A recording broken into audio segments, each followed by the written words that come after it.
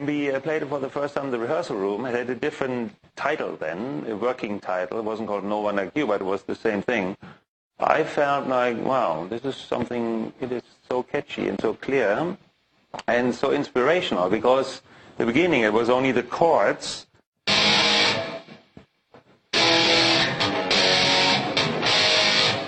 And there was nothing else. So I had to come up with that intro melody, and you can always tell if there's some inspiration in the song, then you come up with a better idea. So you could say simply, the better the song, the better the playing on top of it. But also the record company didn't notice that will be so big, because there wasn't a single out.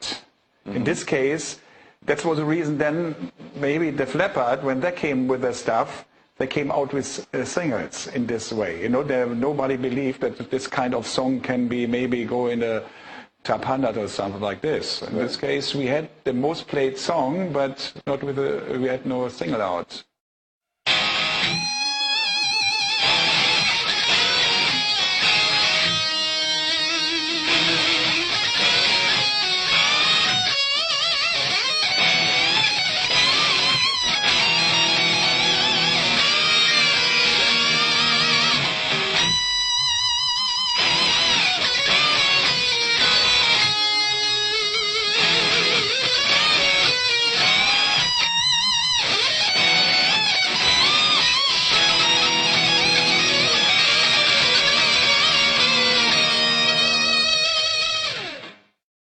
I just start out the second half with the harmony I've been playing. It's played, it's like a double lead, it's a harmony lead, but live I have to compromise. You know, I only have two hands and one guitar, but we make it even sound better because one of the house mixer, he adds like a major third through his harmonizer for this one spot, and makes people think it's two guitars they're hearing. So that's the compromise of doing like harmony leads.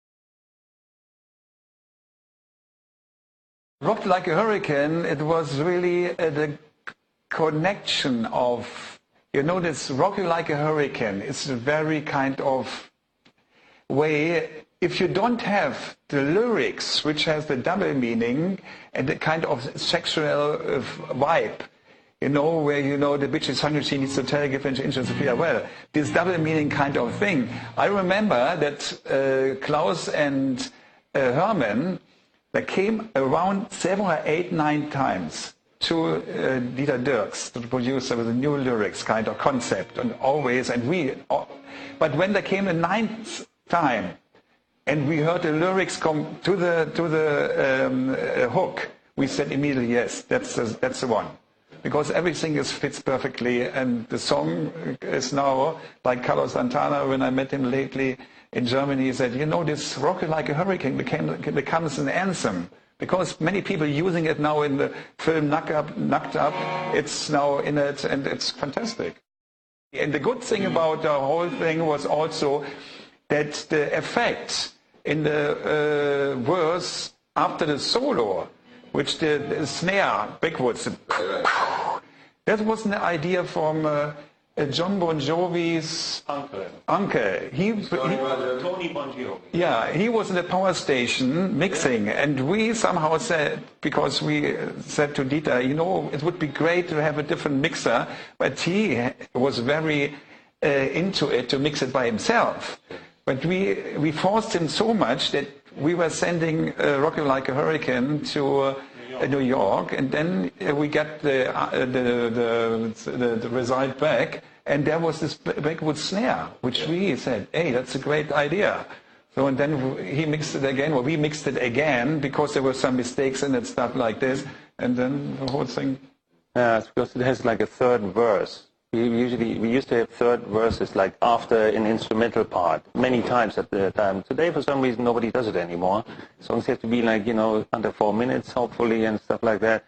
And so a third verse needs a different arrangement. And usually after like a solo instrumental part in the middle, usually in our band, usually guitar solo, you have to like, in dynamic-wise, bring it all the way down. And that's why we didn't have the same guitar arrangement.